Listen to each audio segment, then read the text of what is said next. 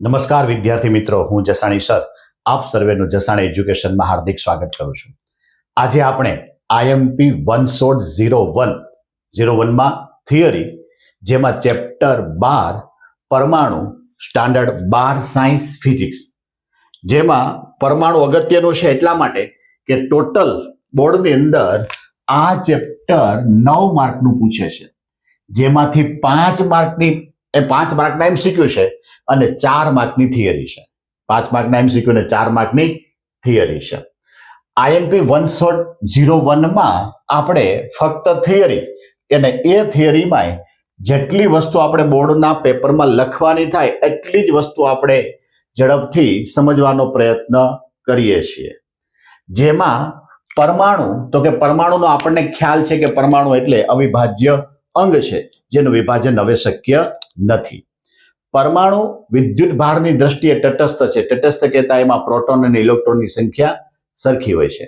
પરમાણુનું દળ એના કેન્દ્ર ભાગમાં કેન્દ્રિત થયેલું છે, કહેતા ટોટલી પરમાણુનું 99% દળ એના કેન્દ્રમાં છે અને આ કેન્દ્રને ન્યુક્લિયસ કહેવામાં આવે છે. આ ન્યુક્લિયસમાં પ્રોટોન અને ન્યુટ્રોન બંને છે, જેની આસપાસ વર્તુળાકાર માર્ગે ઇલેક્ટ્રોન પ્રવેગિત ગતિ કરે છે. એટલી જે વસ્તુ છે એ આપણને પરમાણુનો ખ્યાલ છે. હવે આ જે ખ્યાલ છે એને સાબિત કરવા માટે જુદા જુદા પ્રકારના પ્રયોગો થયા છે. એમાં આપણે હવે થિયરીની અંદર એન્ટર થઈએ તો આપણી પાસે પહેલું જ છે ગાઇગર માસ્ટરનો પ્રયોગ. ગાઇગર માસ્ટર નામના વૈજ્ઞાનિકે આલ્ફા કણ પ્રકીર્ણનનો પ્રયોગ વર્ણવ્યો. હવે તમારા બોર્ડની અંદર આ ક્વેશ્ચન સ્વરૂપે પૂછે કે ભાઈ ગાઇગર માસ્ટરનો આલ્ફા કણનો પ્રકીર્ણનનો પ્રયોગ વર્ણવી તેના પરિણામો જણાવો. બંને વસ્તુ લેવાની છે. હવે ગાઇગર માસ્ટરનો જે પ્રયોગ છે એ તમારે 2 ડાયમેન્શનમાં બતાવવાનો છે. તો કે એને પ્રોપર્ટી કઈ ઉપયોગ કરી, તો કે એને આલ્ફા કણનો સ્ત્રોત લીધો છે. એ આલ્ફા કણનો સ્ત્રોત બતાવવાનો છે. એને કિરણાવલી સ્વરૂપે આપવા માટે આપણે બંને બાજુ સીસાનો બ્લોક આપી દીધો આવી રીતે, અને વચ્ચેના ભાગમાંથી આલ્ફા કણને પ્રસાર થવા દેવામાં આવે છે. અને ક્યાં અથડાવવાની છે, તો કે સોનાના વરખ પર અથડાવવાનું છે. સોનાના વરખ પર આપણે અથડાવીએ એટલે એમ કહેવાય કે એનું પ્રકીર્ણન થશે. અને પ્રકીર્ણન કોને કહેવાય એ આપણે ઓપ્ટિક્સના ચેપ્ટરની અંદર સારી રીતે ભણ્યા છીએ. પ્રકીર્ણન એટલે પરાવર્તન અને વક્રીભવન કહેતા મૂળ દિશા સિવાય કોઈ પણ દિશામાં જોઈ જઈ શકે તો એનું નામ શું થાય? પ્રકીર્ણન. આ પ્રકીર્ણન પામતા કિરણને પ્રકીર્ણન કિરણ કહેવાય. આ મૂળ દિશા સાથે આ કિરણ જો ખૂણો બનાવે તો એને પ્રકીર્ણન કોણ કહેવામાં આવે છે. હવે જુદા જુદા કોણે પ્રકીર્ણન થાય છે એને નોંધવા માટે ડિટેક્ટર માઇક્રોસ્કોપ છે અને એ વર્તુળાકાર માર્ગે ફરવું જોઈએ. હવે ડિટેક્ટર માઇક્રોસ્કોપનો જે પડદો છે એ ZNS નો છે, કહેતા એમ કહેવાય કે ઝિંક સલ્ફાઇડ. હવે આની ઉપર જ્યારે કિરણાવલી અથડાય છે આલ્ફા કણની, ત્યારે એ પડદા પર પ્રકાશિત ટપકું કહેતા ઝબકારો થાય છે અને નોંધી શકાય છે. હવે અનેક પ્રકારના પ્રશ્નો થાય છે કે શા માટે સોનાની વરખ લીધી, શા માટે આલ્ફા કણ લીધું છે? તો કે આલ્ફા કણ પોતે ધનભારિત છે, કહેતા હિલિયમ તો છે પણ એ હિલિયમ ઇલેક્ટ્રોન વગરનો છે, એટલે આલ્ફા કણ એટલે ધનભારિત છે. સોનાની વરખ, તો કે જેના પર મારે અથડાવવું છે એ મજબૂત જોઈએ અને સોનાનો પરમાણુ ક્રમાંક એમ કહેવાય કે 79 છે, માટે આપણે સોનાની પાતળી વરખ લીધી છે. અહીંયા આલ્ફા કણના સ્ત્રોત તરીકે આપણે રેડિયોએક્ટિવ તત્વ બિસ્મથ લીધું છે. એ બિસ્મથમાંથી રેડિયોએક્ટિવ તત્વ આલ્ફા કણનું ઉત્સર્જન થાય, એ સીસાના બ્લોક વડે એને કિરણાવલી સ્વરૂપે ફેંકવામાં આવે અને જે સોનાની વરખ પર ફેંકાય એટલે એમ કહેવાય કે એનું પ્રકીર્ણન થાય. આ પ્રકીર્ણન કિરણોની નોંધ ડિટેક્ટર માઇક્રોસ્કોપની અંદર શક્ય બને છે. હવે આ જ વસ્તુ આપણે ખાલી એકદમ ટૂંકા શબ્દોમાં લખવી છે કે સૌપ્રથમ આકૃતિમાં દર્શાવ્યા મુજબ રેડિયોએક્ટિવ સ્ત્રોત, હવે આ ભૂલાય નહીં, બિસ્મથ 83214 આ એક જરૂરી છે, માંથી ઉત્સર્જિત થતા આલ્ફા કણ, તો આલ્ફા કણ માટે પોતાની કંઈક ઉર્જા હશે અને એ ઉર્જા છે 5.5 MeV. હવે આને ઘણી વખત જૂલમાં પણ તમને ફેરવવાનું પૂછે, તો કે મેગા ઇલેક્ટ્રોવોલ્ટ, મેગા ઇલેક્ટ્રોવોલ્ટ એટલે 10⁶ એટલે ઇલેક્ટ્રોવોલ્ટમાં જાય, એને 1.6 × 10⁻⁹ વડે તમે ગુણો તો એ જૂલમાં જાય છે. એટલે આવી રીતે તમે મેગા ઇલેક્ટ્રોવોલ્ટમાં પણ બતાવી શકો અને જૂલમાં પણ બતાવી શકો. આ કિરણાવલીને સોનાના પાતળા વરખ પર આપાત કરવામાં આવે છે. હવે જે આ કિરણાવલી છે એ કિરણાવલીને મારે સીસાના બ્લોક વડે એમ કહેવાય કે એકદમ પાતળી કિરણાવલી મારે બતાવી છે. સોનાની જે વરખ છે એની જાડાઈ પણ આપણે બતાવવાની થાય છે. 2.1 × 10⁻⁷ મીટર, એકદમ પાતળું પડ છે. આને નોંધવા માટે માઇક્રોસ્કોપ, આ ડિટેક્ટર માઇક્રોસ્કોપ, એનો જે પડદો છે એ ZNS નો હોય છે, કહેતા ઝિંક સલ્ફાઇડ નો હોય છે. આ આલ્ફા કણ પડદા પર અથડાય છે ત્યારે ક્ષણિક પ્રકાશનો ઝબકારો થાય છે અને નોંધી શકાય છે. આખી પ્રયોગની રચના થઈ. હવે આના પરિણામો ક્યાં થયા? તો કે મારે ગ્રાફ બતાવવો છે. આમાંથી જે કાંઈ કણનું પ્રકીર્ણન થાય તો એ કેટલા ખૂણે પ્રકીર્ણન થાય છે એ નોંધવું છે. તો કે ગ્રાફ જે છે એ ગ્રાફ મેં સંખ્યા વિરુદ્ધ કોણનો બતાવ્યો છે. હવે એ ગ્રાફમાં મેં જુઓ તો આ ટપકા પણ બતાવ્યા છે અને સળંગ વક્ર પણ બતાવ્યો છે. તો ટપકા જે છે એ પ્રયોગથી મળેલા મૂલ્ય છે, સળંગ વક્ર છે એ સૈદ્ધાંતિક વક્ર છે. આલ્ફા કણ સોનાના વરખમાંથી પસાર થાય કહેતા સંઘાત અનુભવતા નથી. લગભગ 0.14% આલ્ફા કણનું 1 ડિગ્રી કરતા ઓછા અંતરે પ્રકીર્ણન થાય છે અને લગભગ 8000 માંથી 1 ડિગ્રી, એકનું વિચલન 90 ડિગ્રી કરતા વધુ થાય છે. જોઈએ આપણે શબ્દોમાં જો સમજવાની ટ્રાય કરીએ તો એમ કહેવાય કે આ સોનાનો વરખ છે, એના ઉપર આલ્ફા કણું ફેંકું છું તો મોટે ભાગે આવી રીતે આમ પસાર થઈ જાય છે. એનો મતલબ છે કે મધ્ય ભાગમાં એકદમ બારીકાઈ સૂક્ષ્મ ભાગ છે અને આ સૂક્ષ્મ ભાગને આપણે ન્યુક્લિયસ કહેવામાં આવે છે. ટૂંકમાં એની સાથે અથડાય તો જ એમાં પ્રકીર્ણનની ઘટના થાય છે, બાકીની પોતાની રીતે આગળ જતા રહે છે. આખા પ્રયોગ પરથી શું આપણને નિચોડ મળ્યો? તો કે પરમાણુ પોલા ગોળા જેવો છે અને જેના મધ્ય ભાગની અંદર એમ કહેવાય કે ન્યુક્લિયસ છે અને એની આસપાસ વર્તુળાકાર માર્ગે ઇલેક્ટ્રોન ઘૂમે છે. એટલું આપણને આખા પ્રયોગનો નિચોડ મળ્યો. જોજી, પ્રકીર્ણન પામતા આલ્ફા કણ માટે રુથરફર્ડની દલીલ.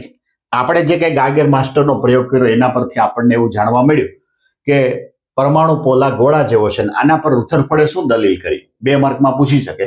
તો કે મોટા ભાગના આલ્ફા કણો એ ખૂબ જ નાના કોણે પ્રકીર્ણન પામતા હોય છે, જેના કારણે એમ કહેવાય કે પરમાણુ પોલા ગોળા જેવો છે. એટલે કે મધ્ય ભાગની અંદર એનું દળ છે, બાકી બધી ખાલી જગ્યા છે અને પછી વર્તુળાકાર માર્ગે ઇલેક્ટ્રોન ગતિ કરે છે. પરમાણુના દળનો મોટો ભાગ વત્તા ધન વિદ્યુત ભાર આ બધાય એના કેન્દ્રમાં કેન્દ્રિત થયેલા હોય છે. કેવી રીતે?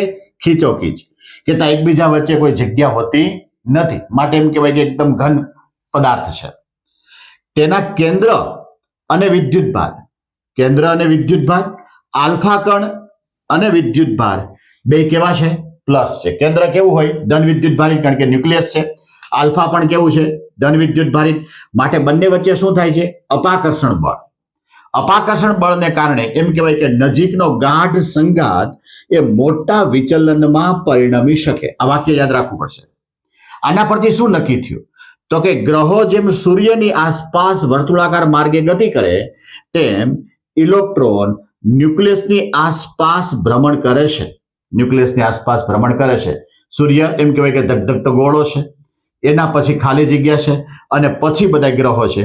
એવી રીતે પરમાણુનો મધ્ય ભાગ એકદમ ન્યુક્લિયસ છે અને એની પછી ખાલી જગ્યા છે અને પછી ઇલેક્ટ્રોન ભ્રમણ કરે છે. આના પરથી નક્કી એ થયું કે ન્યુક્લિયસનું પરિમાણ જે છે એ કેટલું છે? તો કે 10⁻15 મીટર થી 10⁻14 મીટર. આ પ્રશ્ન પૂછે તો જે મેં અંડરલાઈન કરી એ ખાસ શબ્દો આવવા જોઈએ. બીજું, આલ્ફા કણનો ગતિપથ કેવો છે એના માટે પણ જોઈએ, બરોબર? એ પણ 2 માર્કમાં પૂછે. અહીંયા જે સોનાનો વરખ હતો જેને ટાર્ગેટ ન્યુક્લિયસ કહેવાય, અહીંથી હું આલ્ફા કણને ફેંકું છું તો આલ્ફા કણની આ એમ કહેવાય કે વેગ સદિશ છે, એ સીધો જાય છે.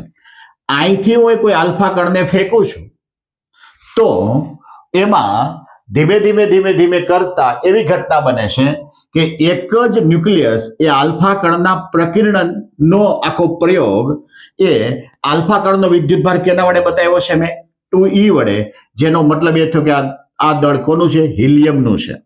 સોનાનું જે ન્યુક્લિયસ છે એનો વિદ્યુતભાર કેટલો છે? Ze, Z બરાબર 79 છે. અહીંયા બળ લાગે છે. આ બળ કયું છે? કુલંબીય બળ હશે. આ કુલંબીય બળ કોના વચ્ચે લાગે? તો કે એક જે ટાર્ગેટ ન્યુક્લિયસ છે એ, એટલે કે સોનાનું વરખ અને બીજું જે હું ફેંકું છું તે શું ફેંકું છું? આલ્ફા કણ. આ બે વચ્ચે બળ લાગે છે, આ લાગતા બળને કુલંબીય બળ કહેવામાં આવે છે. હવે આ જે આર છે એ બે વચ્ચેનું અંતર થયું, એટલે અહીંયા જોઈએ આ જે આખું એ ટાર્ગેટ છે, અહીંથી આલ્ફા કણ જાય છે, બે વચ્ચે અપાકર્ષણ છે, અહીંથી કદાચ આલ્ફા કણનું પ્રકીર્ણન થાય તો આ જે અંતર છે એ અંતર આપણું આર થઈ ગયું. આ અંતર કેવું થયું? આર, જેને એપ્રોચ કહેવામાં આવે છે, ડિસ્ટન્સ ઓફ એપ્રોચ કહેવામાં આવે છે. એક વસ્તુ આ. બીજી જે વસ્તુ છે, જો અહીંથી હું આ જે એની કિરણાવલી છે, આ જેનો મુખ્ય અક્ષ છે, જો હું આલ્ફા કણને આમ ફેંકું તો એમ કહેવાય કે એનું માઇનોર આમ કરીને આમ પ્રકીર્ણન થાય. હજી હું આમ ઉપર તરફ લઈ જઈને આમ ફેંકું તો પ્રકીર્ણન ન પણ થાય, વિચલન ન પણ થાય. તો આ જે લંબ અંતર છે એ લંબ અંતરને ઇમ્પેક્ટ પેરામીટર કહેવામાં આવે છે. હવે જુઓ જી, આ ઇમ્પેક્ટ પેરામીટર આપણે આ બતાવ્યું. બી એ જે રેખીય સદિશ છે એની નજીક કેતા બી જો અહીંયા હોય તો બી કેવો થયો? નાનો, તો એમ કહેવાય કે પ્રકીર્ણન વધારે થાય. અહીંયા જુઓ જી, બી કેવો થયો? મોટો, તો પ્રકીર્ણન ઓછું થાય અથવા ન પણ થાય છે. એટલે અહીં બાજુમાં આપણે એના સંઘાત પ્રાચલો, એમાં ખાસ કરીને આપણે ઇમ્પેક્ટ પેરામીટર બી સમજવાનું છે. કોને કહેવાય? તો કે આલ્ફા કણનો પ્રારંભિક વેગ સદિશ, એટલે પ્રારંભિક વેગ સદિશ અને ન્યુક્લિયસના કેન્દ્ર વચ્ચેનું લંબ અંતર, આ જે લંબ અંતર છે એને શું કહેવાય? ઇમ્પેક્ટ પેરામીટર બી. હવે અહીંયા જુઓ, આપણે ટૂંકમાં બતાવ્યું છે કે બી એકદમ નાનો તો પ્રકીર્ણન વધારે, બી મોટો તો પ્રકીર્ણન ઓછું અથવા તો ન પણ થાય. અને જો બી બરાબર 0, એક્ઝેક્ટ આ રેખા ઉપર જ જો તમારો આલ્ફા કણ હોય કિરણાવલી, તો એને કહેવાય હેડ ઓન સંઘાત. અહીંયા આલ્ફા કણ 180 ડિગ્રીએ પાછો ફેંકાય છે. આવી ઘટના ક્યારે બને? તો કે 10⁴ કણ ફેંકો ત્યારે એકાદા કણનું 180 ડિગ્રીના ખૂણે પાછો ટર્ન મારે છે.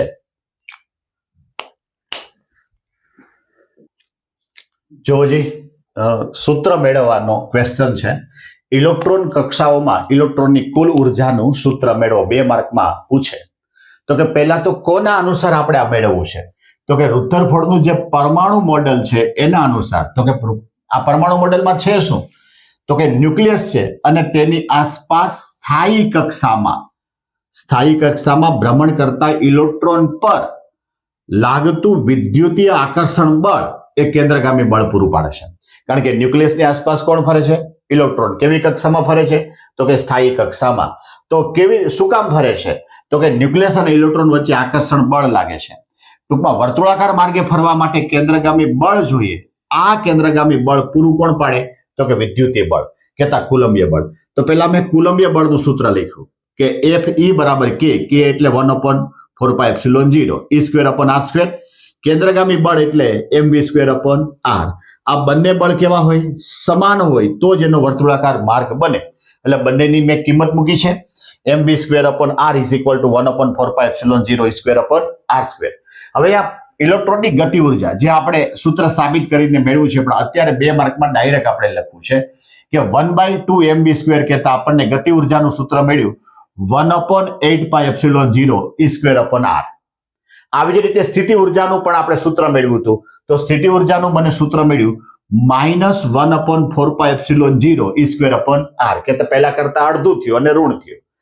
મારે કુલ ઉર્જા જોતી હોય તો ગતિ ઉર્જા વત્તા સ્થિતિ ઉર્જા, એટલે મેં ગતિ ઉર્જાનું સૂત્ર મૂક્યું, સ્થિતિ ઉર્જાનું સૂત્ર મૂક્યું, બેયનો લસા લીધો, એટલે મને કુલ ઉર્જા પણ માઇનસમાં મળ્યું -1/8πε0 E²/r.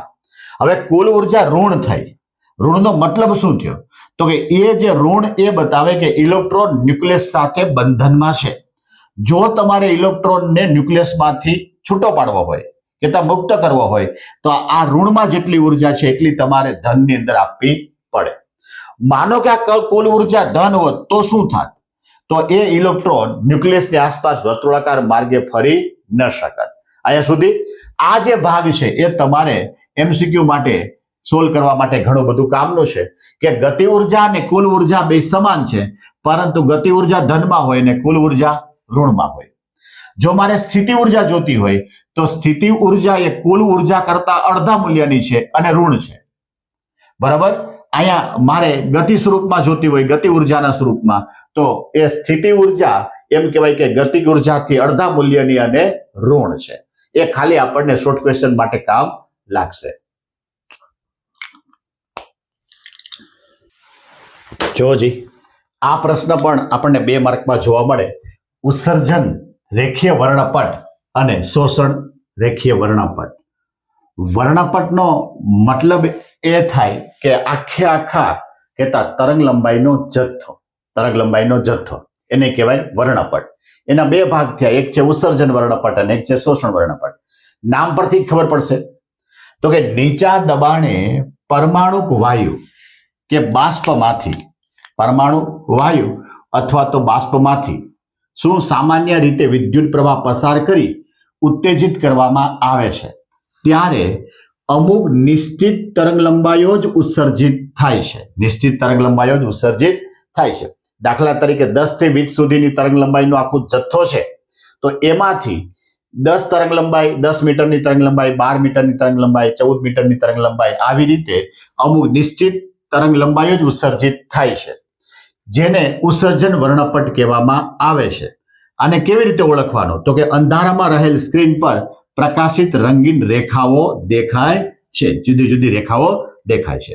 આનાથી વિરુદ્ધમાં શોષણ વર્ણપટ, જો શોષણ થાય છે એ પણ અમુક નિશ્ચિત તરંગ લંબાઈનું શોષણ થાય છે. દાખલા તરીકે ઉર્જાનો જથ્થો આના પર આવે છે, બરોબર, 10 થી 20 તરંગ લંબાઈનો મીટરની તરંગ લંબાઈનો જથ્થો આવ્યો, એમાંથી દાખલા તરીકે 14 મીટરની તરંગ લંબાઈ, 17 મીટરની તરંગ લંબાઈ આનું શોષણ થઈ ગયું, તો એ વચ્ચે ત્યાં ડાર્ક થઈ ગયું, જે કાળી રેખા સ્વરૂપે દેખાય છે. તો કે જ્યારે શ્વેત પ્રકાશને વાયુમાંથી પસાર કરવામાં આવે ત્યારે નિર્ગમિત પ્રકાશના વર્ણપટમાં કેટલીક કાળી રેખાઓ દેખાય છે. હવે એટલે કે અમુક તરંગ લંબાઈઓનું શોષણ થાય છે. આ સ્ક્રીન પર આપણને કાળી રેખાઓ દેખાય છે. અમુક નિશ્ચિત તરંગ લંબાઈઓ ઉત્સર્જન થાય તો એને ઉત્સર્જિત વર્ણપટ કહેવાય. અમુક નિશ્ચિત તરંગ લંબાઈનું શોષણ થાય તો એને શોષણ વર્ણપટ કહેવામાં આવે છે. 2 માર્કમાં ક્વેશ્ચન પૂછે. એના પછીનો જે ક્વેશ્ચન છે કે રુથરફોર્ડનું પરમાણુ મોડેલ. રુથરફોર્ડે પરમાણુ મોડેલ કેવી રીતે આપ્યું? તો કે આપણને ખબર છે કે આ સૂર્ય એની આસપાસ વર્તુળાકાર માર્ગે ગ્રહો ભ્રમણ કરે છે. આવી જ રીતે ન્યુક્લિયસ, આ સેન્ટરમાં ન્યુક્લિયસ છે, એની આસપાસ વર્તુળાકાર માર્ગે ઇલેક્ટ્રોન ભ્રમણ કરે છે. આ જે મોડેલ છે એ રુથરફોર્ડનું મોડેલ છે.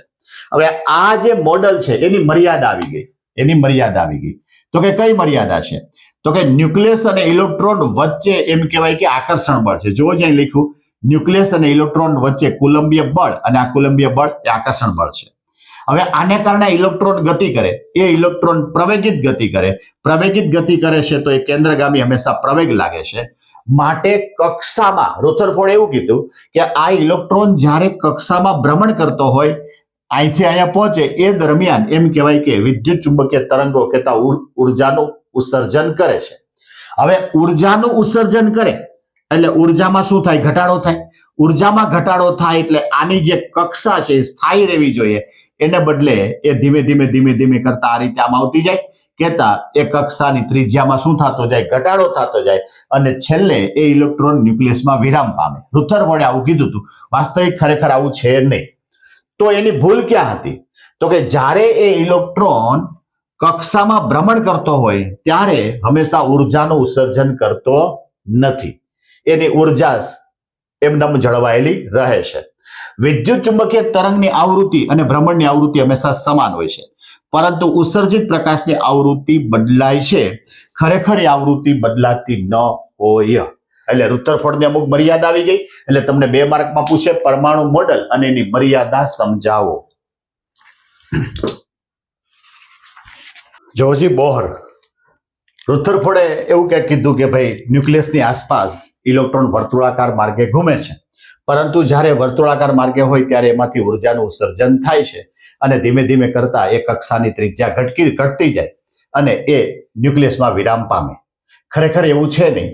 આના પર છે બોહર નામનો વૈજ્ઞાનિક, એમને 3 સ્વીકૃતિ આપી જે વારંવાર બોર્ડની અંદર પૂછાય છે કે ખરેખર એ મોડેલ કેવું છે? તો કે રુથરફોર્ડનું મોડેલ સાચું હતું, પણ એની ભૂલ શું હતી કે જ્યારે કક્ષામાં હોય ત્યારે ઉર્જાનું ઉત્સર્જન કરે છે, એમની ભૂલ હતી. તો કે આ બોહરે શું કીધું? એને પહેલું એવું સ્વીકાર્યું કે ન્યુક્લિયસની આસપાસ વર્તુળાકાર માર્ગે ઇલેક્ટ્રોન ગતિ કરે તો એની કક્ષા કેવી હશે? સ્થાયી કક્ષાનો મતલબ એ થયો કે એમાંથી ઉર્જાનું ઉત્સર્જન થતું નથી. ઉર્જાનું ઉત્સર્જન થાય ને એટલે ત્રિજ્યા ઘટે નહીં, એટલે એ ઇલેક્ટ્રોન ન્યુક્લિયસમાં વિરામ પામે નહીં. આ પહેલી સ્વીકૃતિ. બીજી સ્વીકૃતિ એવું કીધું કે ઇલેક્ટ્રોન એવી કક્ષામાં ભ્રમણ કરે જ્યાં તેનું કોણીય વેગમાન h/2π ના પૂર્ણ ગુણાંકમાં હોય. હવે h/2π નો પૂર્ણ ગુણાંક એનો મતલબ થયો કે ક્વોન્ટમીકરણ, તો કોણીય વેગમાનનું ક્વોન્ટમીકરણ થાય છે. ઇલેક્ટ્રોન કેવી કક્ષામાં ભ્રમણ કરે તો કે જ્યાં એના કોણીય વેગમાનનું ક્વોન્ટમીકરણ થતું હોય. અને ત્રીજી સ્વીકૃતિ અધિકતર કે હંમેશા ઇલેક્ટ્રોન તો ઉર્જાનું ઉત્સર્જન ક્યારે કરે તો કે એ વધારે ઉર્જાવાળી કક્ષામાંથી ઓછી ઉર્જાવાળી કક્ષામાં સંક્રાંતિ કરે ત્યારે હંમેશા ફોટોનનું ઉત્સર્જન થાય છે. ફોટોન એટલે HF, H એટલે પ્લાન્કનો અચળાંક, F એટલે આવૃત્તિ. કહેતા EI જે મેં લીધું એ ઉચ્ચ આવૃત્તિ વાળું લીધું છે. EF એટલે નિમ્ન આવૃત્તિ વાળું, કહેતા વધારે ઉર્જા વાળું ઓછા ઉર્જા વાળામાં સંક્રાંતિ કરે ત્યારે બેયની બાદબાકી કેટલી હોય? એક ફોટોન કહેતા HF જેટલી હોય છે. આ ત્રણે ત્રણ અધિકતર વારંવાર પૂછાણા છે. આના પરથી જુદા જુદા આપણે સૂત્ર મેળવા છે. એમાં nમી કક્ષા માટેનું સૂત્ર મેળવું તો પહેલા વેગનું સૂત્ર છે કે Vn બરાબર nh/2π mRn. h એટલે પ્લાન્કનો અચળાંક, n એટલે કક્ષા, 2π m એટલે ઇલેક્ટ્રોનનું દળ. આવી રીતે ત્રિજ્યા માટે જુઓ તો Rn બરાબર n²h²ε0 અપોન πme²z. તો એનો મતલબ એ થયો કે આમાંથી n² અને z આ બે બદલે છે, માટે Rn ચલે છે n²/z. આવી રીતે કુલ ઉર્જાનું જે સૂત્ર છે એ કુલ ઉર્જાનું સૂત્ર -me⁴ z² upon 8h²ε0² n². તો એનો મતલબ એ થયો કે આ En ચલે છે z²/n².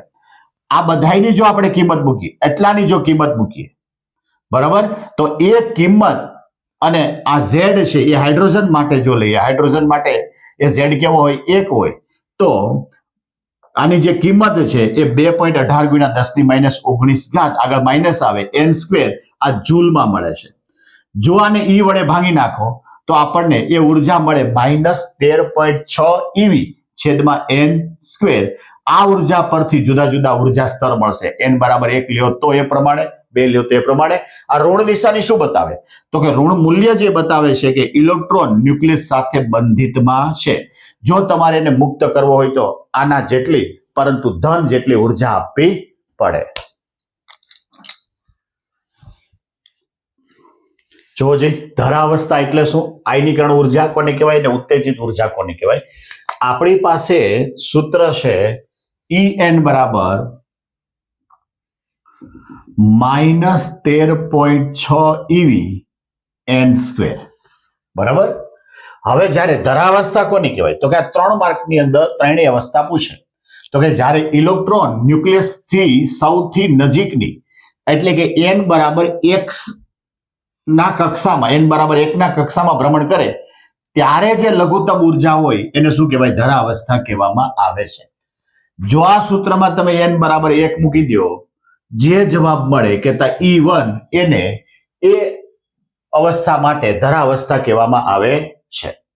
એટલે મોટે ભાગે ધરાવસ્થા હાઇડ્રોજન માટે જ પૂછે છે. તો -13.6 eV. આયનીકરણ ઉર્જા કોને કહેવાય તો કે ઇલેક્ટ્રોન હોય ક્યાં? ધરાવસ્થામાં. હાઇડ્રોજન પરમાણુ માટે ઇલેક્ટ્રોન હોય ક્યાં? ધરાવસ્થામાં. આને ઇલેક્ટ્રોનને મુક્ત કરવા માટે, મારે ધરાવસ્થામાંથી મુક્ત કરવો હોય તો મુક્ત કરવા માટે આપવી પડતી ઉર્જાને, જરૂરી ઉર્જાને શું કહેવાય? આયનીકરણ ઉર્જા કહેવામાં આવે. માનો કે પહેલી કક્ષામાં છે તો અહીંયા n બરાબર 1 એટલે કેટલા થયા? -13.6. તો પ્લસમાં જો 13.6 eV આપું તો ઇલેક્ટ્રોન ધરાવસ્થામાંથી મુક્ત થાય. આવી રીતે n બરાબર 2, અહીંયા જોવો જોઈએ, n બરાબર 2 લઈ લો એટલે કેટલા થયા? 4. 13.6 ભાગ્યા 4 તો જવાબ આવે તમારો 3.4 eV. 3.4 eV. ઇલેક્ટ્રોન જે કક્ષામાં છે એ કક્ષામાંથી ઇલેક્ટ્રોનને મુક્ત કરવા માટે બહારથી આપવી પડતી જરૂરી ઉર્જાને શું કહેવાય? આયનીકરણ ઉર્જા કહેવામાં આવે છે. તમારા 2 એક્ઝામ્પલ પણ આપી દેવાના. બરાબર. ત્રીજું છે ઉત્તેજિત અવસ્થા. તો કે ઇલેક્ટ્રોન ધરાવસ્થામાંથી દૂરની અવસ્થામાં જવા માટે, માનો કે 1 માં છે અને 2 માં જવું છે, 1 માં છે અને 3 માં જવું છે, તો કેટલી ઉર્જા આપવી પડે? દૂરની અવસ્થામાં જવા માટે શક્તિમાન બને એટલે કેટલી ઉર્જા જોઈએ? તો એની ઉત્તેજિત અવસ્થા કહેવામાં આવે છે. શું કહેવામાં આવે? ઉત્તેજિત અવસ્થા કહેવામાં આવે છે. હાઇડ્રોજન પરમાણુ માટે ઇલેક્ટ્રોન છે ક્યાં? પહેલી કક્ષામાં. પહેલી કક્ષા એટલે -13.6, બીજી કક્ષા એટલે -3.40. બરોબર, આને 4 વડે ભાગી નાખો, n બરાબર 2 એટલે 4, એટલે 13.6 ભાગ્યા 4 એટલે કેટલો આન્સર આવે? -13.40. આ બેયની બાદબાકી કરો એટલે 10.2 EV જેટલી ઉર્જા જોઈએ. તો આ ઉર્જા કહેતા એની ઉત્તેજિત અવસ્થા થઈ. બરોબર, આને કહેવાય પ્રથમ ઉત્તેજિત અવસ્થા. શું કહેવાય? પ્રથમ ઉત્તેજિત અવસ્થા. n બરાબર 1 માંથી 3 માં જાય છે. n બરાબર 1 માંથી ત્રીજી કક્ષામાં જાય છે. 1 માં કેટલું જોઈએ? 13.6. 3 માં કેટલું છે? 1.51. બેની બાદબાકી કરો તો કેટલું થાય? 12.09. આ જે ઉર્જા છે એને ઉત્તેજિત અવસ્થા, પણ એ કયા ક્રમની આવી? બીજા ક્રમની આવી. n બરાબર 1 માંથી જો 4 માં જાઓ તો એ તૃતીય ઉત્તેજિત અવસ્થા બને. તૃતીય ઉત્તેજિત અવસ્થા બને. એનો મતલબ એ થયો કે જો n વધે તેમ ઉત્તેજિત અવસ્થાની ઉર્જાઓ વધતી જાય છે. 3 અગત્યની છે અને 3 માર્કમાં પૂછી શકે. ધરાવસ્થા એટલે કે ન્યુક્લિયસથી સૌથી નજીક એટલે n બરાબર 1 જે લઘુત્તમ ઉર્જા ધરાવે છે એને શું કહેવામાં આવે? પરમાણુની, હાઇડ્રોજન પરમાણુની ધરાવસ્થા કહેવામાં આવે. આયનીકરણ ઉર્જા એટલે ધરાવસ્થામાંથી ઇલેક્ટ્રોનને મુક્ત કરવા માટે આપવી પડતી ઉર્જા. ઉત્તેજિત અવસ્થા એટલે ધરાવસ્થામાંથી એના પછીની કે એના પછીના ક્રમની અવસ્થામાં જવા માટે જે કઈ ઉર્જા જોઈએ કે શક્તિમાન બને એને ઉત્તેજિત અવસ્થા કહેવામાં આવે. જેમ n વધે તેમ ઉત્તેજિત અવસ્થાની ઉર્જા વધતી જાય છે. જોજી, ન્યુક્લિયસની આસપાસ ભ્રમણ કરતા ઇલેક્ટ્રોન કહેતા કક્ષીય ભ્રમણ કરતા ઇલેક્ટ્રોનનું કોણીય વેગમાનનું ક્વોન્ટાઇઝેશન. તો કે બોહરનો અધિકતર્ક બીજો શું હતો? તો કે ન્યુક્લિયસની આસપાસ ઇલેક્ટ્રોન એવી કક્ષામાં ભ્રમણ કરે કહેતા ન્યાયનું કોણીય વેગમાનનું ક્વોન્ટમીકરણ કહેતા કોણીય વેગમાન L બરાબર NH/2π જેટલું થાય, એના પૂર્ણ ગુણાંકમાં હોય. ડી બ્રોગલીએ આના પરથી શું કીધું? તો કે વર્તુળાકાર કક્ષામાં ઇલેક્ટ્રોનનું દ્રવ્ય તરંગ હોવું જોઈએ. ઇલેક્ટ્રોન કેવું હોવું જોઈએ? દ્રવ્ય તરંગ હોવું જોઈએ. તો કે એને સરખામણી તમારા 11મા ધોરણના તરંગના ચેપ્ટર આરે કરી. તરંગના ચેપ્ટરમાં શું હતું? કોઈ દોરી લ્યો, આ દોરી પર પ્રસરતા તરંગો, એક દોરીમાં એક પણ તરંગ બને અને અનેક પણ તરંગ બને, 2 બને, 3 બને, 4 બને, પણ પૂર્ણ તરંગ બને છે. તો એ પ્રસરતા તરંગોની જેમ દ્રવ્ય તરંગો પણ અનુનાદની સ્થિતિઓમાં સ્થિત તરંગો ઉપજાવે છે. જે તરંગો માટે કાપેલું અંતર એ તરંગ લંબાઈના પૂર્ણ ગુણાંકમાં હોય તેવા તરંગો જ ટકી શકે છે. કે આખો વર્તુળાકાર માર્ગ છે એમાં કા એક તરંગ બને, કા 2 બને, કા 3 બને, કા 4 બને, આવું થઈ શકે. સ્થિત તરંગો માટે એનો કંપ વિસ્તાર પણ જળવાઈ રહેશે, કંપ વિસ્તાર બદલતો નથી. આના પરથી આપણે જોઈએ કે આરમી ત્રિજ્યા છે, એનમી વર્તુળાકાર કક્ષા છે, એ ભ્રમણ ઇલેક્ટ્રોનને કરવા માટે કાપેલું અંતર એના પરિઘ જેટલું હોય. તો કે પરિઘનું સૂત્ર શું બને? 2πr. આ એનું અંતર થયું. આમાં કેટલી તરંગ લંબાઈ બને? તો કે n લેમ્બડા. કેટલી તરંગ લંબાઈ બને? n lambda. મેં ખાલી એક ઉદાહરણ માટે ધારણા કરી છે કે ધારો કે n બરાબર 4, તો અહીંયા કેટલા લેમ્બડા થઈ ગયું? 4 લેમ્બડા થઈ ગયું. કે 2πr એટલે એક પરિઘમાં, એક વર્તુળાકાર કક્ષામાં 4 લેમ્બડા બની શકે, 3 લેમ્બડા બને, 2 લેમ્બડા બને, 1 લેમ્બડા બને, ક્યારે અડધું બને નહીં. આના પરથી મારે ક્વોન્ટમીકરણ બતાવવાનું છે. અહીંયા મેં આકૃતિમાં બતાવ્યું કે આ વર્તુળાકાર માર્ગ છે, એનો જે પરિઘ છે એ પરિઘમાં અહીંયા 3 કે 4 તરંગ લંબાઈ બની છે, કે 4 તરંગો બન્યા છે. ડી બ્રોગલીની તરંગ લંબાઈ શું હતી? તો કે લેમ્બડા બરાબર h/p. p એટલે વેગમાન, વેગમાન એટલે mv. હવે ઉપર જોવો છે, આ જે હતું એ પરિઘ બરાબર n લેમ્બડા, તો એટલો જે ભાગ છે જોવો જે n લેમ્બડા થાય h/p. માટે સૂત્ર બન્યું 2πr = nh/mv. હવે મેં m અને v ને આ બાજુ લઈ લીધા, 2π ને પેલી બાજુ મૂક્યા, એટલે આ જે ભાગ છે એ બન્યો mvr, કહેતા એને કહેવાય કોણીય વેગમાન. એ કેટલું થયું? nh/2π. જે અધિક તર્ક બીજું હતું એની સમજૂતી મળે છે. માટે કોણીય વેગમાનના ક્વોન્ટમીકરણની સમજૂતી આપે છે. જોજી, ચેપ્ટરનો છેલ્લો ટોપિક કે બોહરના પરમાણુ મોડેલની મર્યાદા. બોહરે જે સમજાવ્યું એની મર્યાદા કઈ કઈ હતી? તો કે બોહરનો વાદ જે છે એ હાઇડ્રોજન જેવા પરમાણુ માટે જ લાગુ પાડી શકાય છે, એ સિવાય એ સાચું પડતું હશે નહીં. બીજું, એને જે કાંઈ લીધું એમાં ન્યુક્લિયસ અને ઇલેક્ટ્રોન વચ્ચેનો જે વિદ્યુતીય બળ છે એને પૂરતો સમાવેશ કર્યો નથી, પૂરતો ઉપયોગ કર્યો નથી. આવૃત્તિઓ વડે તીવ્રતાની સમજૂતી કરી શકાતી નથી અને જટિલ પરમાણુ માટે લાગુ પાડી શકાતું નથી. 2 માર્કમાં પૂછે. બીજું, હાઇડ્રોજન પરમાણુના રેખીય વર્ણપટ માટે. તો કે રેખીય વર્ણપટ બે પ્રકારના, એક છે ઉત્સર્જન વર્ણપટ અને એક છે શોષણ વર્ણપટ. ઉત્સર્જન વર્ણપટ કોને કહેવાય? તો કે ફોટોન કહેતા ઇલેક્ટ્રોન હોય ઉચ્ચ ઉર્જા અવસ્થામાં અને ત્યાંથી નિમ્ન ઉર્જા અવસ્થામાં આવે, એટલે વધારેમાંથી ઓછામાં આવે ત્યારે હંમેશા ફોટોનનું ઉત્સર્જન કરે છે અને એ ઉત્સર્જન રેખા સ્વરૂપે આપણને દેખાય છે. શોષણ રેખાઓ કોને કહેવાય? ઇલેક્ટ્રોન હોય ક્યાં? નિમ્ન અવસ્થામાં. જવું છે ને ક્યાં? ઉચ્ચ ઉર્જાવાળી અવસ્થામાં. તો બહારથી ઉર્જા લેવી પડે કેતા એ ઉર્જા એટલે ફોટોનનું શોષણ કરે છે. તો આ પણ આપણને શોષણ રેખાઓના સ્વરૂપમાં દેખાય છે. અહીંયા આપણા ચેપ્ટરની થિયરી સંપૂર્ણ સારે અને સરળ શબ્દોમાં આપણે સમજાવવાનો પ્રયત્ન કરેલો છે.